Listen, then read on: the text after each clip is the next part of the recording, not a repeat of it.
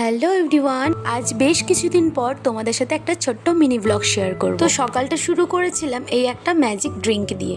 এটা আমি বেশ কয়েকদিন ধরেই খাচ্ছি, জানি না কিরকম ফলাফল পাবো, তবে যদি এর রেজাল্ট আমি পাই অবশ্যই তোমাদের সাথে রেসিপিটাও শেয়ার করব। এটা সকালে খালি পেটে খাওয়ার পর মা দিল চা আর তার সাথে পাউরুটি। জানো তো এই চা খাওয়ার আমার এই একটাই নির্দিষ্ট জায়গা, সকালবেলাটা যদি এখানে আমি বসে থাকি আমার পুরো মনটা ফ্রেশ হয়ে যায়। যাই হোক, খাওয়ার পর রেডি হয়ে নিয়েছি পড়াতে যাব বলে।